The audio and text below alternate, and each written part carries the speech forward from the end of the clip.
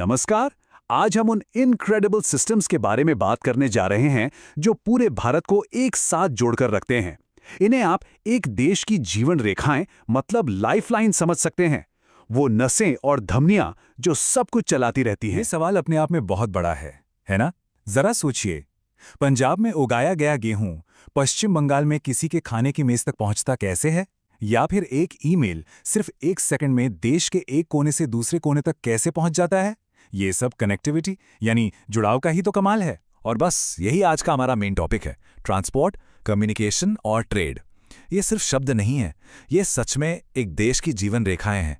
ये लोगों की ज़रूरतों को उन चीज़ों से जोड़ते हैं जो अवेलेबल हैं, और यही चीज़ देश की ग्रोथ को आगे बढ़ाती है। तो चलिए सीधा मुद्दे पर आते हैं। शुरू करते हैं धमनियों से, यानी ट्रांसपोर्ट से। ये वो सिस्टम है जो असल में लोगों, सामानों और यहाँ तक कि आइडियाज़ को देश के कोने कोने तक पहुँचाता है। ज़रा इस नंबर के बारे में सोचिए, 33 लाख किलोमीटर। ये है भारत के सड़कों की कुल लंबाई। ये दुनिया के सबसे बड़े रोड नेटवर्क्स में से एक है। ये एक बहुत बड़ा जाल है जो देश के लगभग हर हिस्से तक पहुँचता है। लेकिन हाँ, सारी सड़कें एक जैसी नहीं होती। उन्हें उनके काम के हिसाब से अलग अलग बांटा गया है। एक तरफ आपके पास गोल्डन क्वाड्रिलेटरल जैसे बड़े बड़े सुपर हाईवेज हैं जो दिल्ली, मुंबई, चेन्नई और कोलकाता को जोड़ते हैं।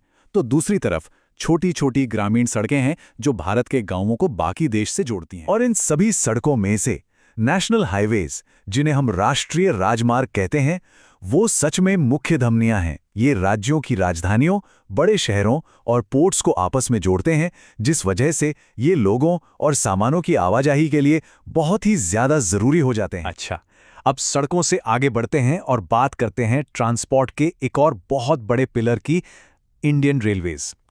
इसकी शुरुआत 1853 में मुंबई और ठाणे के बीच एक छोटी सी लाइन से हुई थी।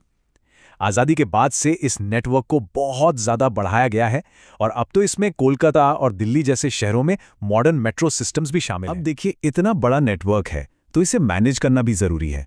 इसके लिए इंडियन रेलवेज को 16 एडमिनिस्ट्रेटिव जोन्स में बांटा गया है। यहाँ कुछ एग्जाम्पल्स हैं, जैसे नई दिल्ली में नॉर्दर्न रेलवे का हेडक्वार्टर और मुंबई में वेस्टर्न रेलवे का। इससे आपको अंदाज़ा लग जाएगा कि ये कितना बड़ा सिस्टम है। चलिए अब एक ऐसे ट्रांसपोर्ट सिस्टम की बात करते हैं जो हमें अक्सर दिखाई नहीं देता, पाइपलाइंस। शुरू में तो इनका इस्तेमाल सिर्फ शहरों में पानी पहुंचाने के लिए होता था, लेकिन आज ये कच्चे तेल, पेट्रोलियम प्रोडक्ट्स और नेचुरल गैस को रिफाइनरियों और बाजारों तक पहुंचाने वाली बहुत जरूरी धमनियां बन चुकी हैं। भारत का समुद्र से बहुत पुराना नाता रहा है और वाटरवेज यानी जलमार्ग एक बहुत ही इंपॉर्टेंट डबल रोल निभाते हैं।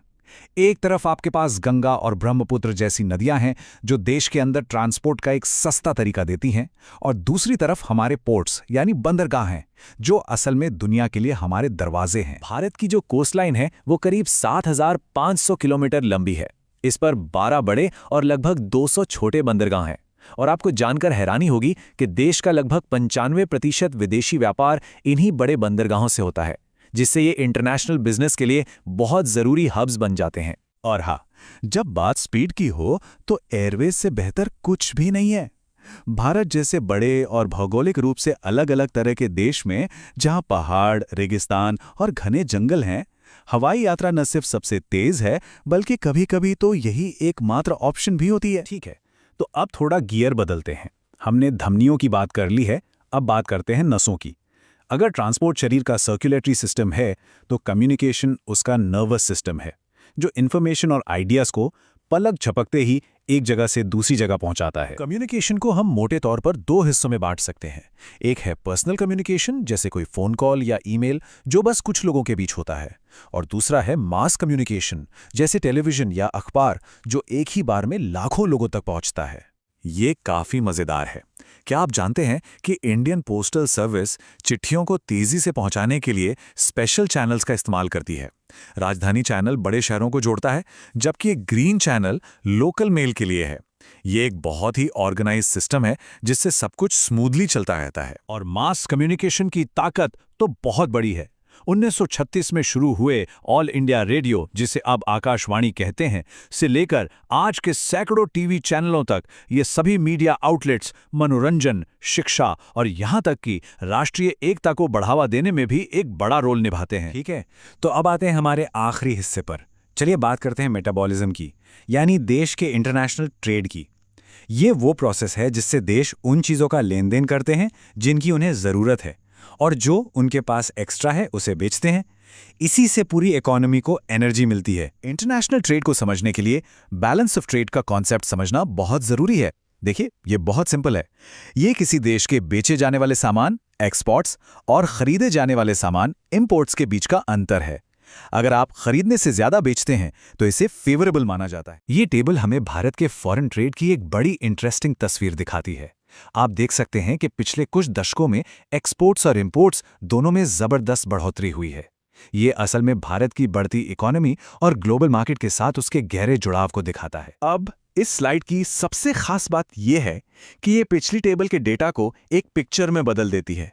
आप साफ साफ देख सकते हैं कि जहां एक तरफ ट्रेड बढ़ा है, वहीं दूसरी तरफ ट्रेड डेफिसिट यानी इंपोर्ट और एक्सपोर्ट के बीच का अंतर भी बहुत तेजी से बढ़ा है। तो हमने धमनियों का ट्रांसपोर्ट, नसों का कम्युनिकेशन और मेटाबॉलिज्म का ट्रेड को देख लिया है।